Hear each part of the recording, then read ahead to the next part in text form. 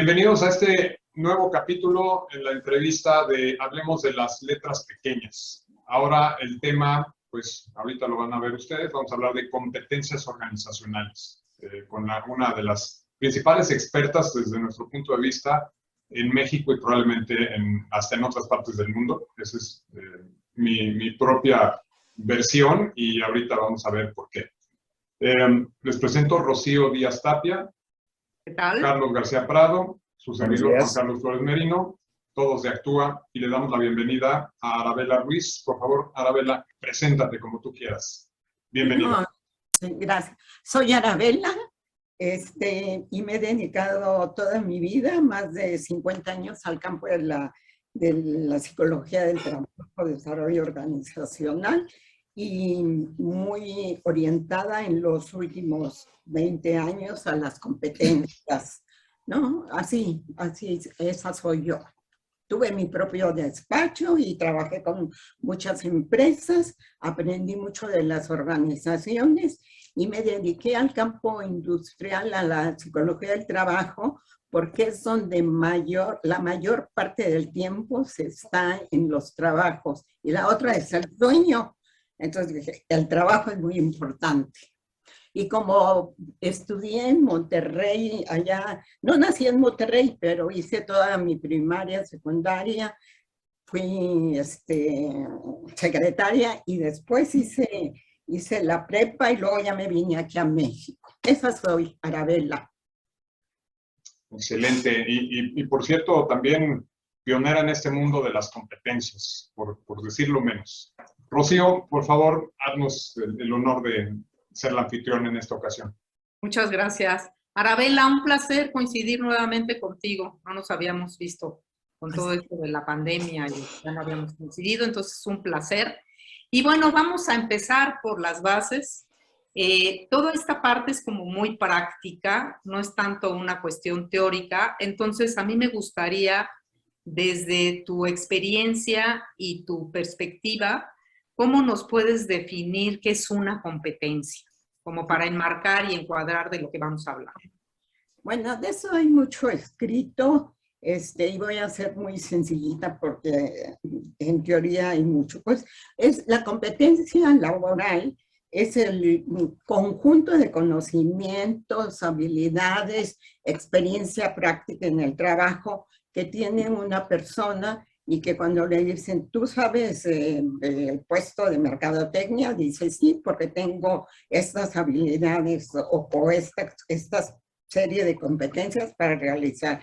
Es que tú puedas realizar ese puesto con la mayor efectividad y que puedas lograr los resultados. Eso es que yo definiría así en términos generales la competencia.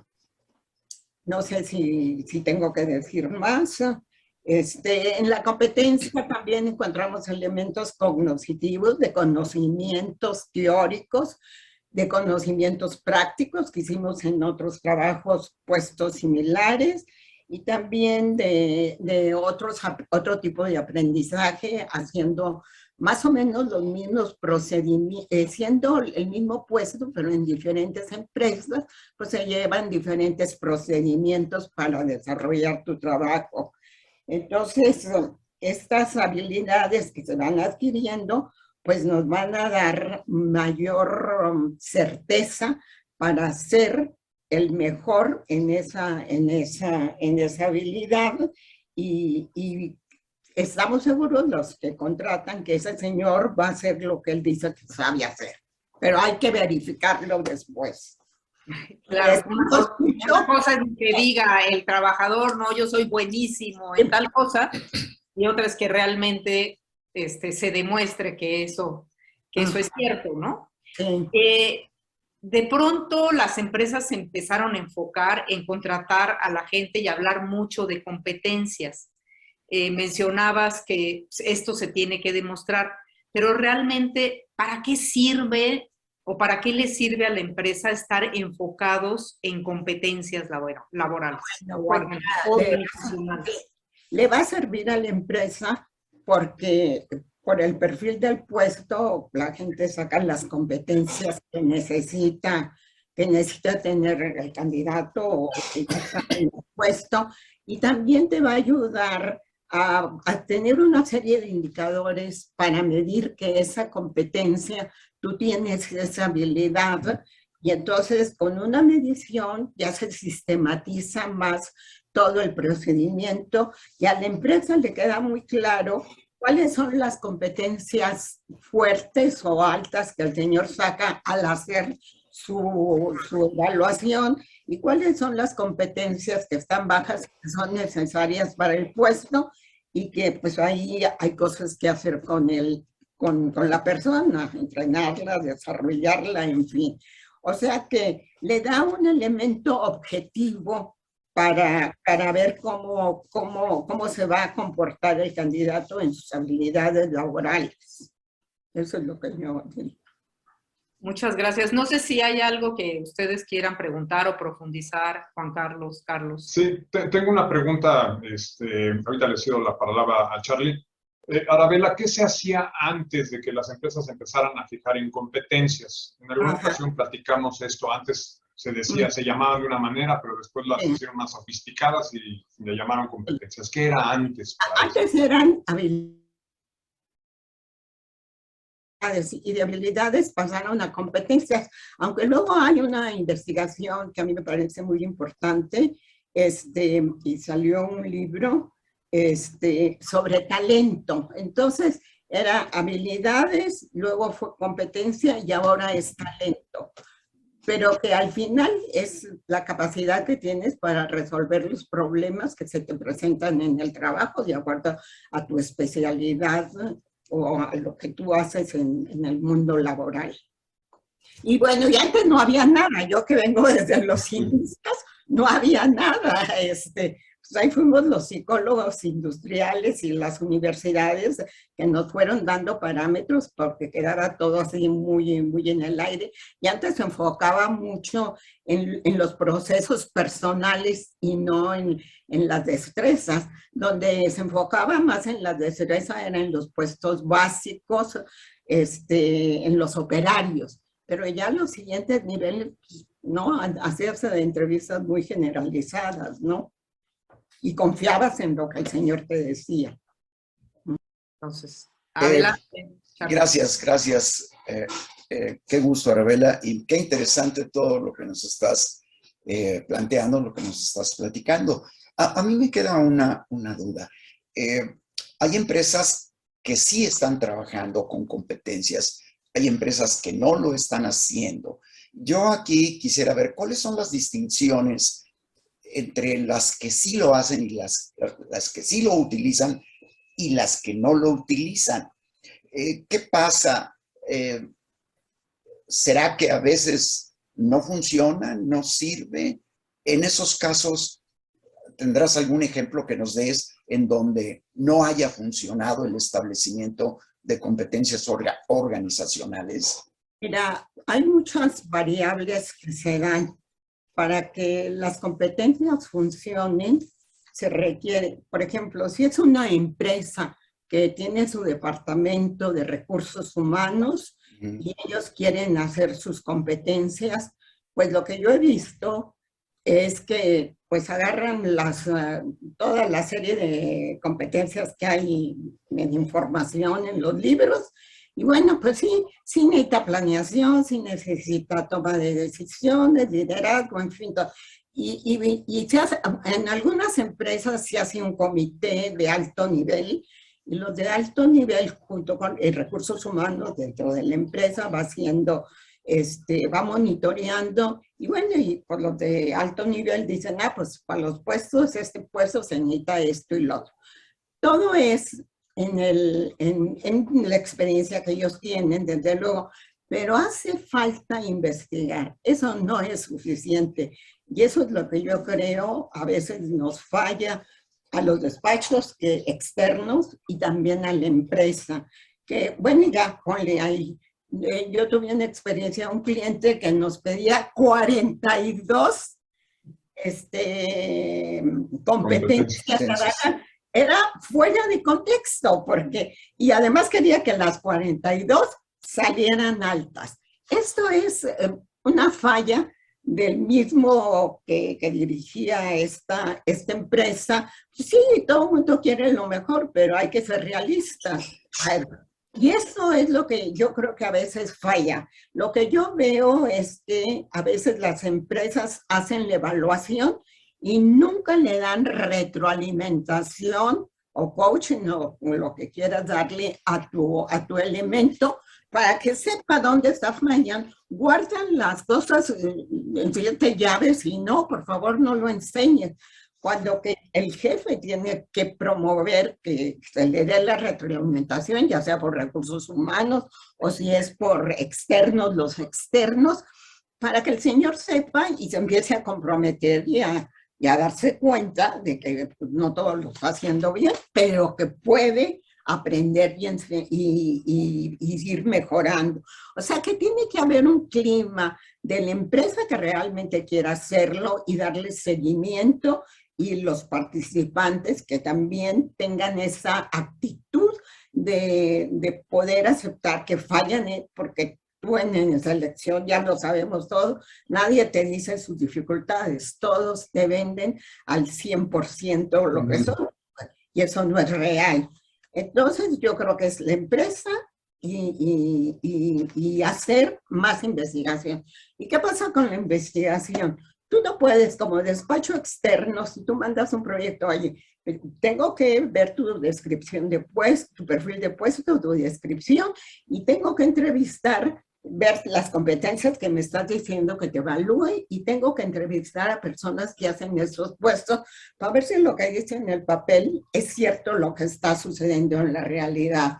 Porque en el papel ponemos muchas cosas que, a ver, todos quieren que sus gerentes y sus jefes, planeación estratégica, y cuando uno va y pregunta, no, pues yo hago un plan cada mes que ya hay un sistemita en la computadora y se lleva y todo muy bien, mis clientes, cuánto voy a vender, el tipo de producto, nuevos clientes, cuántas visitas de nuevos, o sea, ya está todo también muy automatizado, pero a veces el cliente o el dueño de la empresa o los accionistas pues quieren exprimirle al otro, cuando que así no es el proceso. Y las dos partes tienen que poner atención, pero quien tiene los recursos pues esos son los de arriba que pueden decidir.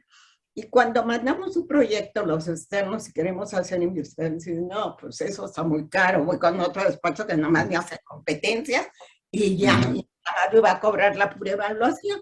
Aunque uno les explique, bueno, uno también entiende que si no lo consideran el presupuesto de ese año, pues para el siguiente año que lo considere. Entonces yo creo que esa es una de las terribles dificultades.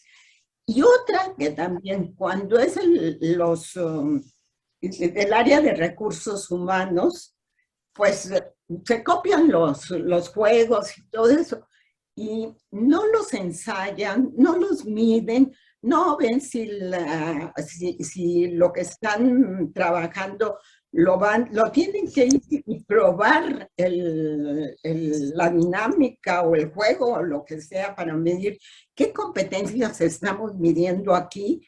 Y a ver si tú dime, hiciste ese ejercicio, ¿qué crees que estoy midiendo? ¿Qué estoy buscando que tú sepas? Esa es otra investigación que se tiene que hacer.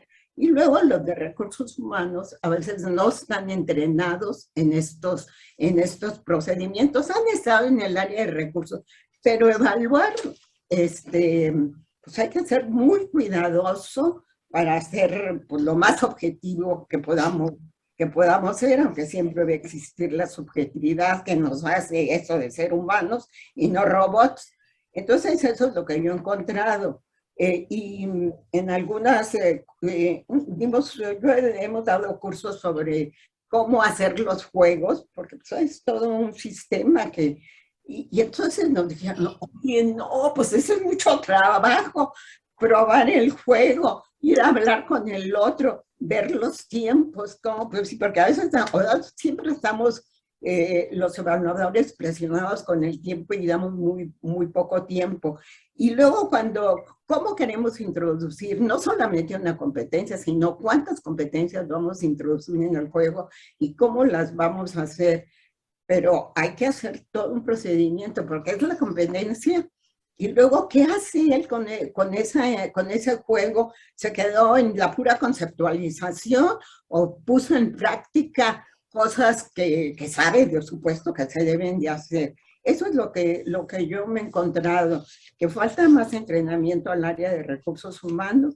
Y luego cuando tú haces evaluaciones, siempre tienes que, debe de haber mínimo 2 personas para evaluar a uno.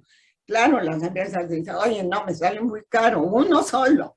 Pero si hay 2, o si, pues compartes con tu compañero, oye, tú observaste, porque se hace esas rondas, tú observaste tales ejercicios y yo tales, ahora vamos a sentarnos a ver que buscábamos esto, ya sabemos que estábamos buscando. ¿Qué le viste tú si la volvió? Porque hay que repetir no una sola vez la competencia, sino otra vez, mínimo 2 veces, para ver si el señor la tiene bien instalada y la tiene practicada y todas esas cosas. Y eso tampoco se hace. La gente agarra y hace su reporte y no hay esa coordinación con su compañero que también evaluó al candidato, ¿no? Entonces, pues esa fue la pregunta, Carlos. Sí, yo estoy muy embebido y entusiasmado con lo que estás platicando, es sumamente interesante. Sin embargo, me queda aquí una duda de lo que originalmente planteabas. ¿Tú consideras que se debe comunicar qué es lo que se espera del empleado, del futuro empleado, el candidato, en cuanto a las competencias que debe cubrir, o no se debe de informar de entrada? ¿Antes de entrar a trabajar o ya estando en el trabajo? Ya estando en el trabajo. Yo creo que sí, hay que decirle. Por eso es muy importante darle la retroalimentación de su evaluación, si es que se le hizo evaluación. Si no, pues si le das, pues a lo mejor es del puesto, así que lo ve una vez y ya nunca jamás lo vuelve a ver. Sí, sí. Entonces, eso yo creo que también es importante, si le vas a cumplir, que si alguna competencia la tiene baja, le vas a dar desarrollo, entrenamiento. Si no se lo vas a dar, pues también para que le mueves ahí cosas claro, que no van a suceder. Eso es lo que yo he visto. Muchas empresas, pues sí, dale su retroalimentación, pero no vuelven a dar otro seguimiento. El jefe no hace otro seguimiento. El jefe tiene que estar muy claro que esta persona le es útil y está aprendiendo, porque eso es lo que a todos nos motiva cuando aprendemos, queremos aprender siempre, ¿no? Entonces, tiene que haber mucha coordinación y coordinación con las políticas de la empresa, de no decirle sí te voy a mandar al curso, sí te voy a mandar a hacer una maestría, cuando eso no se va a dar, porque le creas expectativas altas y lo más terrible es cuando no se las cumples y viene toda la desesperanza y la falta de motivación. Dicen, en cuanto tenga yo una oportunidad, me voy. Claro. Nos has comentado varios, toda esta parte de la utilidad y la importancia de, por un lado, estar orientado hacia las competencias, de tenerlas bien definidas, de que no sean tantas, porque claro, si un puesto tiene 40 y tantas competencias, 42 competencias, pues se vuelve... Se va a quedar solo. Se va a quedar solo. Entonces, toda la parte de utilidad creo que está clara. Sin embargo, muchas veces se piensa que estar orientado o trabajar por competencias es para todo. ¿Para qué nos sirven las competencias? Pues mira, yo esa pregunta me la hice mucho ahora que estuve pensando en esta plática. Yo creo que para lo que no sirven las competencias es cuando tú vas a despedir a alguien, no usar si el señor fue evaluado y salió bajo, tienes información muy precisa de qué cosas hizo mal. Hay otras veces que la gente sale por cuestiones de que al jefe no le cae, que eso se da también mucho, pues no, no uses eso. Y yo ahí también creo. Y también cuando una persona tiene problemas emocionales fuertes, ¿para qué lo sometes a que haga todo esto? Que es mucho estrés también. Ujú, Está siendo evaluado, es mucho estrés para todo mundo. claro. Más para el candidato, uno pues está haciendo las cosas, pero para el candidato pues está de por medio un trabajo que él necesita y que quiere tenerlo, ¿verdad? Es la Observarlo. humana, ¿sí? Entonces, ¿para qué? Si el señor ya ves que hizo mal su currículum y que si es ahí, si es un nuevo candidato o si ya está en la empresa y has visto cosas difíciles, ¿para qué le vas a incentivar cosas que no va a poder cambiar? Porque la problemática emocional no lo hace estar cumpliendo. Mejor mándalo con otro profesional para que le ayude en esos problemas o con el psiquiatra o lo que sea, si se lo quiere. Pues fue en los casos que yo encontré que he visto y me tocó un caso en una empresa de un señor que tenía. Ese fue un caso muy interesante porque era un señor que tenía muchos años trabajando en la empresa, como 30 años, y era un técnico muy experto en esa área. Yo tenía muchos problemas, son también de las cosas que a veces question mark, no sabes cómo la gente a veces con tanta problemática y funciona, parece que era la única satisfacción que el señor tenía y todo lo defendía, sí sabemos que es grosero, que es esto, que es lo otro, pero saca el trabajo. Y entonces yo le dije, bueno, pues no le hacemos, porque el señor no quería venir a evaluarse. Entonces dije, no, pues si lo vamos a traer hacia disgusto y si mejor ni le muevan su sistema y todo el mundo, el jefe decía, tienen toda la razón todos que es muy mal, que tenía poca gente a su cargo, pero sí tenía que dirigir. A veces no hablaba, se encerraba en sí mismo, pero lograba sus cosas. Y ahí también dijimos, no, pues este señor no tiene caso. Ustedes lo conocen. Y dicen, venían unas temporadas que tenía que sacar toda esa producción y el señor la sacaba con su grupo, a madrazos. Sí. O sea, pero la saca. Entonces también uno como evaluador también debe de ir orientando a su cliente, nosotros como externos, no nada más por ganarnos unos pesos vamos a someter al otro a una atención extra. Y me acuerdo que también en otra empresa me tocó un señor que tenía muchos problemas y era un alto directivo, muchos problemas de tipo emocional y le habíamos hecho la evaluación, le dimos la retroalimentación, el jefe estaba de acuerdo con cómo se comportaba y todo, y después se le ofreció que se le diera coaching. El señor no quiso y como a las 2 semanas le vino un ataque al corazón, o sea que el señor estaba muy presionado, traía su corazón mal, pero Sí. todo esto lo presiona. O sea que también tenemos que tener esa sensibilidad. Y nosotros, ese caso me tocó a mí, yo vi que el señor, dije, mire, el señor tiene 72 años, pues ya está en la parte final de su carrera y él se quiere jubilar cuanto antes, nada más que todavía tiene un hijo en la universidad, cosas de familia, pero ya él no va a hacer cambios, porque él lo que quiere es salirse de aquí y ir a descansar. Entonces, también hay que tener, les dije yo, incluso el coaching para él es amenazante, porque es como si estuviera, la gente piensa que puedes aprender lo técnico, pero lo emocional, no, ahí no me mueva nada, ¿no? Y él estaba muy reacio, le dije, entonces, no, ya no hay que presionarlo más y el señor pronto se va a ir, sí, pero todavía nos falta, bueno, ellos tenían pero cuando le vino el ataque al corazón, dije, no, venga, le vino el ataque, sí, le dije, yo creo que su corazón ya estaba, no, a lo mejor él sabía que tenía problemas o no sé, y el señor se recuperó y después siguió, pero sí hay que tener esa percepción Claro. Claro, porque, perdón que te interrumpa, el propósito de estas evaluaciones, una tiene que ver con saber si las tiene para cuando van a ingresar,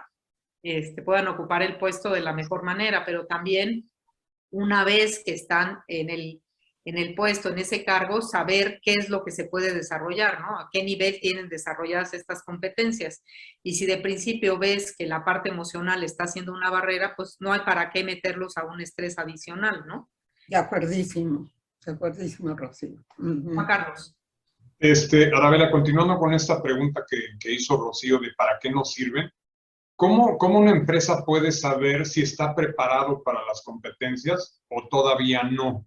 Así en términos muy concretos, si tú no tienes esto antes, ni te metas a las competencias.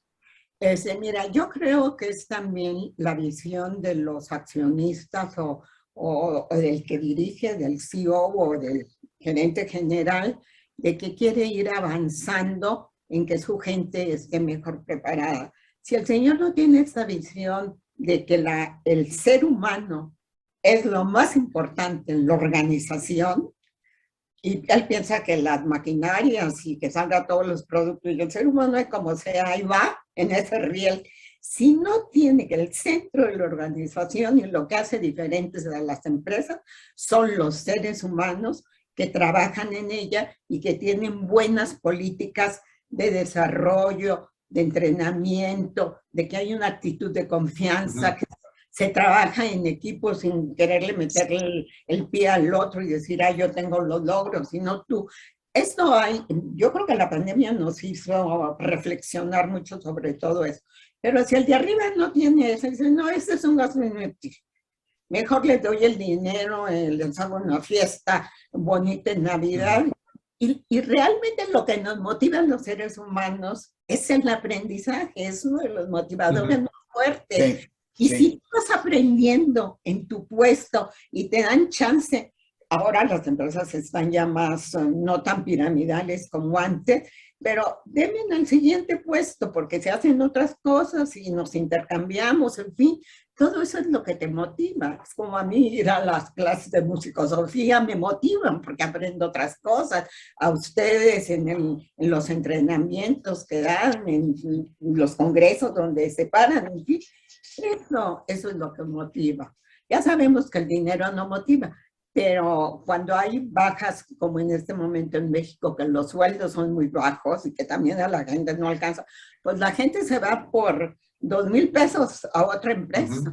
Okay. Pero regresando a tu pregunta, hace falta que los empresarios coloquen, lo dicen de palabras, sí, cuando tú entrevistas a empresarios, sí, el ser humano, pero no están haciendo nada por desarrollar ese arraigo que la gente, y cuando te dan eso, tú vas a producir con gusto más, ir mejorando tus procesos o lo que tú haces, o si tienes alguna idea nueva y todas estas cosas, ¿no?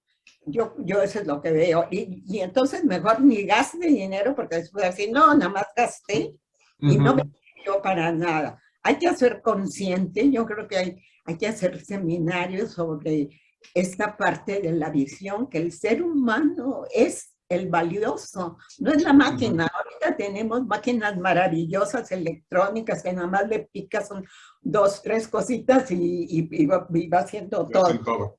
Hacen todo, pero el ser humano, mira, leí una entrevista de Elon Musk que me fascinó, el number one millonario, el de Tesla, y le decía, bueno, yo sé cómo contrata tanto ingeniero joven de 2, 3 años de carrera. Dice, mire, a mí no me interesa qué religión tenga, no me interesa cuál es su género o su sexualidad, no me interesa de qué universidades vengan, no me interesa de qué estatus sociales vengan. Yo necesito aquí pura gente creativa. Ya, cuando yo los entrevisto, que ya pasaron todos los filtros de recursos humanos, yo les pregunto, a ver, dime qué es lo que tú has hecho. Si ya trabajó 3 años, un poquito, o no ha trabajado, ¿qué cosas diferentes hiciste en tu carrera? A ver, o si ya trabajaste en tu trabajo. Y los que me dicen, bueno, pues hice un proyecto, salió bien y fueron nuevas cosas, y me explican bien, palomita doble. Y ese súper contratado, porque se salió de la caja, de statu quo, ¿no? Dice, y luego me sigo entrevistando, y el que me dice, mire, yo hice un proyecto, pero salió mal, nos equivocamos en los elementos y todo eso, pero sí tiene posibilidades, en cosas muy técnicas, porque él ocupó pura ingeniería. Entonces, dice, pues una palomita, porque lo intentó y fue honesto. Y el que le dice, yo sigo los lineamientos que la empresa, mi jefe me da, ese no lo contrato, porque no, sé que no va a salirse del modelo que tenemos. Y yo necesito que vengan gentes realmente creativas. También he encontrado otra cosa en lo de las competencias, que idealizan las calificaciones, quieren que todo vaya alto. Entonces, eso tampoco es posible. Tenemos diferentes, hay múltiples de inteligencias y no todos tenemos todas. Entonces, unos tenemos algunas y otros otras. Y el chiste es ir con las que yo tengo y con el que me ayuda, que tenga lo que a mí me falta un poco, aprenderá de mí, yo aprenderé de él. Entonces, eso, evaluar altísimo, ya sea que califiques en 5 como el mejor o 10, pero pues eso no es real. El ser humano somos gentes fallidas, no somos dioses, somos humanos imperfectos, exactamente. Y al contrario, el error, si lo analizamos, hicimos este error, lo analizamos, ganaremos más conciencia. Y luego hay otro problema en evaluar las inteligencias blandas. Las técnicas son fáciles de evaluar, más fáciles de evaluar y fácil de aprender. Las blandas no, porque corresponden al proceso de la personalidad. Y a veces no puedes hacer de un obsesivo, no vas a sacar un líder, porque no puede, no es su naturaleza. Y a veces las empresas se forzan a que, sí, es muy bueno en su puesto, pues sí, pero para liderar nada, ¿no? Entonces ahí también hay que tener mucho cuidado y ser muy cuidadosa al calificar si es líder, si trabaja en equipo, en fin, todas las, si empuja, si tiene influencia con el grupo, si es constructivo, si no es un dictadorcito ahí que solamente lo que él dice y todas estas cosas. Conocemos casos así. Claro. Sí, así, eso es lo que he encontrado. Pero el ejemplo de Elon Musk me fascinó. Y sabes que también Elon Musk dice una cosa que me abrió los ojos. Dice, si ustedes quieren conocer la realidad, tienen que estudiar matemáticas, física, química y biología. Esa es la realidad. Y estando leyendo yo un libro de otras cosas muy diferentes que hablan que los seres humanos nos hemos quedado estancados en la teoría de Newton, que todo es sólido. Queremos que todo es sólido porque así lo vemos. Pero la realidad no es esa. Elon Musk dice, usted ve una pared blanca, esa pared blanca no existe, porque todo se está moviendo, todo está en movimiento. Entonces eso te cambia tu imagen de qué es el mundo. Y dice, los seres humanos queremos ser sólidos, que aquí está mi casita, que aquí están mis hijitos, que cojo esa. Y púchale, muy interesante. Y dice, y seguimos con esa visión de Newton, cuando que ya vinieron otros experimentos y luego ya viene la relatividad y lo último que han descubierto los físicos, que es otro boleto, ¿no? Todo lo cuántico, sí. Sí, todo lo cuántico, sí, así es. Bueno, no sé si hay otra, ya... otra vez estamos a tiempo todavía, estamos platicando muy a gusto. Andrés, sí, está súper interesante. Además, sí, qué riqueza. Has visto mucho, ¿no? Dejen de contarles otro experimento. Hay una una mujer que se llama Nazaret Castellanos, es una española. Buenísima, sí. Buenísima, Sí, sí, sí. buenísima de neurociencias. Y acabo de ver un video de ella que me encanta. Y entonces marca un experimento, porque ella está estudiando como el estómago y toda la parte de los intestinos conectado con el cerebro. Ahora ya se sabe que acá el intestino le manda la información al cerebro y no el cerebro al intestino. Entonces dice que hicieron en una universidad de Estados Unidos un experimento donde les dijeron a los jueces, escogieron un juez o jueces, no sé, varios, y les dijeron, vamos a usar las sesiones y ustedes, el juez tenía que decidir si va a la cárcel o está libre. Y entonces empezaron a las 10, y de las 10 a las 2 de la tarde, el juez, casi todos, pues fue muy objetivo, pero de las 2 en adelante, a casi a todos los mandó a la cárcel. Entonces, y ella vio que ya tenían hambre. Entonces, el alimento es muy importante. Y yo dije, Sí, bueno, sí. para nosotros que evaluamos, pues hay que considerar todas esas observaciones. Habrá que hacer más experimentos, pero al menos tomarlo en cuenta, no estar evaluando cuando tienes hambre. Que son variables que generalmente no se toman en cuenta, pero como seres humanos que somos, no somos más, decías, no somos robots, al ser humano sí le importa tener hambre, ¿no? Y eso implica que nuestra percepción también se distorsione. Vámonos a otra pregunta, Arabella. Nos habías mencionado que parte de por lo que no funcionan muchas veces estas cuestiones de trabajar por competencias tiene que ver con que de repente los líderes se engolosinan poniendo competencias que les gustarían tener y entonces ponen demasiadas, ¿no? Y hablabas también de que no siempre se toma en cuenta la parte emocional y esa también es una de las razones por las cuales no siempre el trabajar por competencias funciona.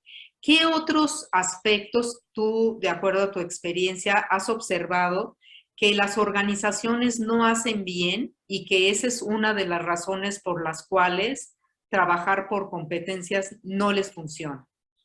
Yo creo que trabajar por competencia es toda una filosofía que debe de tener la empresa. No sé si hay algo escrito sobre la filosofía de las competencias, pero que debe de haber, yo creo que sí debe de haber en la visión del negocio, todo esto. Porque sí necesitas para todo necesitas disciplina. Necesitas esa disciplina, que todos estén de acuerdo, los que deciden de arriba vendan las ideas, que va a favorecer, que al principio va a ser difícil y van a estar descontentos mientras se van ajustando todos estos procesos, pero el objetivo es mejorar y que también la empresa, si yo mejoro cosas de la empresa importantes, pues nada más le dan las gracias, le dan un papelito. No, también la empresa en México gana mucho y no reparte. Por eso hay muy pocos ricos y muchos pobres, más otra serie de variables que ya sabemos que todos consideran. Entonces también la empresa tiene que ser un poco más generosa, decirle, te mando una maestría o te mando si la empresa... Mira, la empresa transnacional está mejor estructurada, la empresa mexicana, las grandes no, Bimbo están muy bien estructuradas, perdón, las grandotas están muy bien estructuradas, pero la mediana empresa le falta más estructura, le faltan herramientas tecnológicas, y entonces eso también te hace imposible. Si el dueño hace de todo y no está haciendo su labor, que es para dónde va el negocio, a quién tengo que empujar, qué es lo que el cliente está pidiendo, qué está haciendo mi competencia, está metido en la operación y no sale de eso. Le falta mayor alcance y poder dejar la delegación, que ese es otro de los problemas en México, que ahora ya ha ido un poco soltando, pero el gerente pues no quiere tener todos los controles y da muy poca oportunidad de aprendizaje a las gentes. Entonces, pero sí creo que la visión del de arriba es la que es válida. Yo no puedo hacer nada por la pobreza, puedo darle a mi sirvienta un día extra que no venga y pagarse a los de la basura, hacerles un sanguchito, pero eso no va a cambiar la pobreza. Hay que hacer una visión pública o política pública en el gobierno y en la empresa, una visión amplia de lo que las cosas, no vender nada más lo positivo, sino las dificultades que vamos a tener para irnos acomodando a este nuevo sistema y que todos vamos a aprender y que al lograr, vas a aprender para lograr el objetivo, no con tanta tensión, sino con un disfrute. Bueno, a veces hay tensiones porque hay cosas diferentes que se dan en las empresas y de urgencia y todo eso, pero no estar siempre en la urgencia, porque cuando estás en la urgencia de que tu puesto está sobrecargado, pues ni haces bien las cosas, tú estás súper estresado y dices, ya, quiero salirme de esto, ¿no? Entonces, pero número uno, el de arriba es como en la familia, papá y mamá son los que tienen que tener la visión hacia dónde tenemos que vayan los hijos, no nada más uno, sino los dos y encajar con todo eso. El de arriba, pues por eso está arriba, porque tuvo otra visión, pudo hacer su empresa.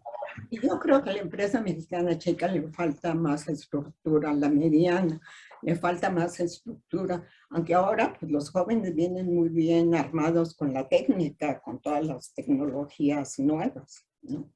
Eso es lo que yo he percibido en mi contexto de trabajo. Muchas gracias, Arabella. Juan Carlos. Arabella, una pregunta que ya me ha tocado vivir, o nos ha tocado vivir nosotros acá en Actúa es, ¿funciona en algún momento que tú te traigas el diccionario de competencia del autor tal y lo adaptes a la empresa? Sí funciona si tú hiciste la investigación, a ver, ¿qué dice? Sí, porque es una guía,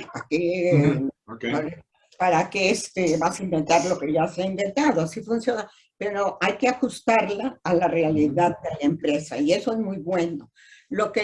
Otra cosa que también yo he visto al evaluar competencias es que las gentes muy inteligentes pues resuelven muy bien todos los juegos, las dinámicas, todo lo que tienen que hacer, pero como psicólogos vemos que ese señor no tiene energía, tiene la energía en el cerebro, pero no la tiene para ponerla en acción.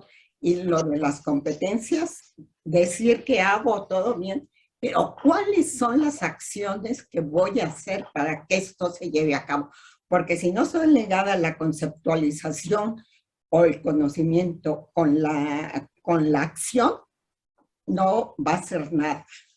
Y yo me he encontrado gente muy inteligente, pues sí, conceptualizan maravillosamente, pero no llevan a la acción y luego se demuestra en, pues dijeron, oye, 3 meses y no dices los resultados. Y tengo una empresa que le da seguimiento cada mes cuando entra la persona y le dice, se le da su retroalimentación y se le dice, mira, aquí necesitamos que vendas. No que esté sentado aquí en el escritorio haciendo numeritos, no, que sea, digo, con un plan de trabajo. Y luego se le da retroalimentación al segundo mes. Y a los compañeros se les pregunta, ¿cómo lo ves tú en el trabajo? Y los compañeros dicen, y todos aciertan casi. La gente tiene percepción, conocen los trabajos, si está fallando en esto, pero está haciendo bien esto, necesita que le demos más confianza. Y ya él le preguntan, ¿y tú cómo te sientes con el grupo? Pues sí, me han dado la información, se han portado pues, amables conmigo, no me han escondido información, y con el jefe, en fin, todo. Y luego al tercer mes, si no diste los resultados, pues, chao. Oye, Arabella, perdón, déjame nada más complementar. Ahora, lo contrario, dices, hay personas que lo hacen bien. ¿Qué pasa si en las empresas se identifican esas personas que lo hacen bien y en lugar de buscar la competencia afuera y adaptarla tomo un ejemplo interno, veo qué hace y luego trato de replicarlo en una competencia hacia adentro? ¿Esto funciona? Sí, yo creo que sí, va a ser más realista. Porque a veces los de arriba, cuando hay comité o recursos humanos, ponen cosas muy elevadas de lo que va a hacer, y a veces no es tanto, o a veces sí es. Entonces, bueno, pues sí, tiene que hacer una planeación estratégica que el señor no sabe, hay que darle un programa, o que vengan las juntas de los directivos para que aprenda lo que es la planeación estratégica y la pueda bajar, y luego con el concepto de que la puedan seguir bajando. Esa es la cosa, que todos vayamos aprendiendo. Si todos tenemos esa actitud, pues la empresa funcionaría. Pero bueno, hay otras muchas variables que se dan que nosotros no. Pero en esta área de nosotros podemos influir muy bien para que se lleven a cabo bien las cosas. Y no es solamente la evaluación, sino todo lo que hay que hacer alrededor de las competencias, ¿no? Okay. Arabella, yo veo que hay aquí algunos factores que son esenciales para poder desarrollar bien las competencias. Uno de ellos, tú lo has dicho, es un enfoque al humano, al ser humano que está haciendo o va a desarrollar el trabajo. Segundo, la comunicación que se dé entre ellos, porque no puede ser la idea de una sola persona sin consultar a otros, sin observar, sin informar, sin retroalimentar. O sea, es comunicación, comunicación, comunicación. Yo creo que dentro de todo esto, también hay que considerar el no pasarnos de ambiciosos en querer poner demasiadas competencias, porque además saldría carísimo.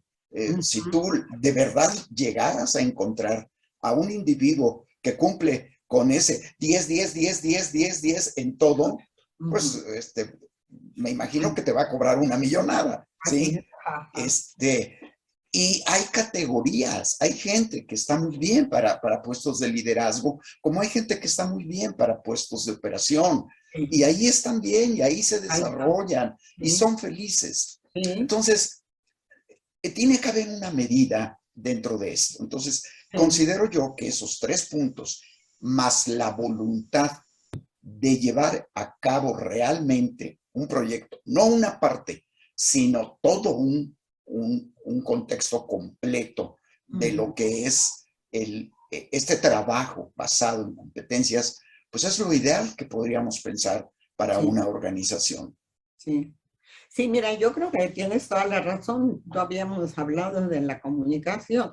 Lo único que nos hace diferentes entre los animales y los seres humanos es la comunicación, porque tenemos el cerebro igualito de los monos, pero la comunicación es muy importante, porque a veces arriba no quieren dar información porque pues todavía no es oportuno y la gente lo va a andar diciendo, no sé, hay muchos prejuicios, pero sí es cierto, si uno no le comunica al otro, oye, lo que espero de ti es esto, lo otro, y si no lo tienes bien, te vamos a apoyar y todo eso.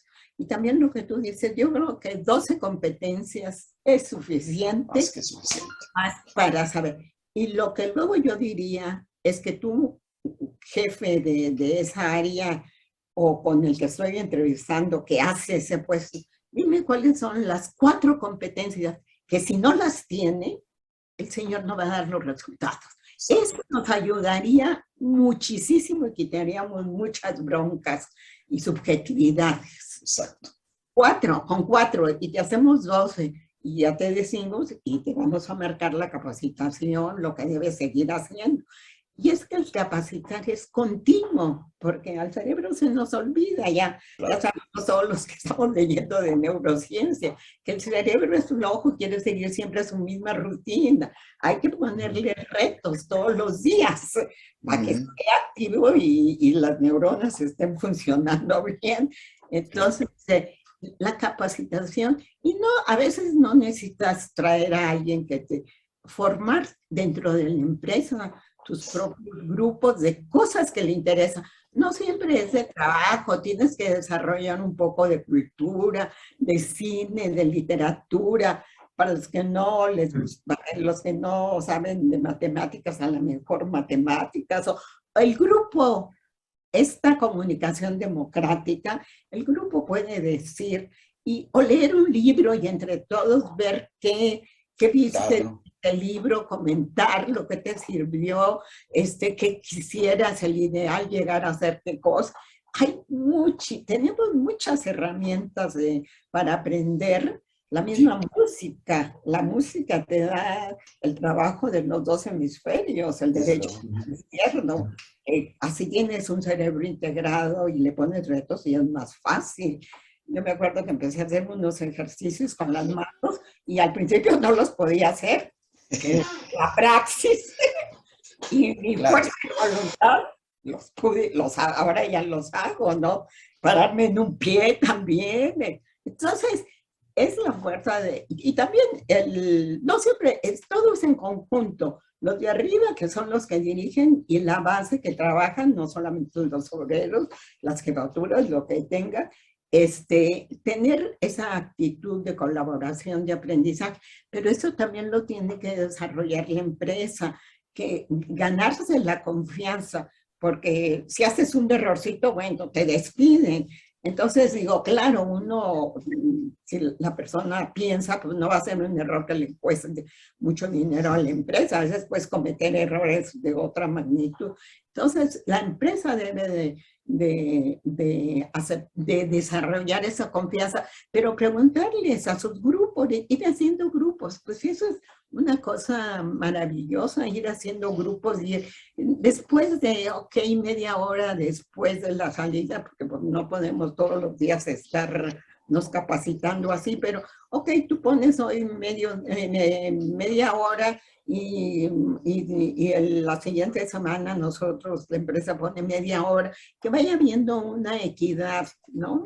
Entonces cuando el ser humano, bueno, eso lo hemos trabajado, yo que tengo tantos años en esto, sí ha trabajado a través de toda la historia del ser humano y en el campo de trabajo, y pues los de arriba, no, que el trabajo, que eso y lo otro es paja, no va a servir para nada. Entonces, si tienes dirigentes así, pues no vas a poder hacer nada.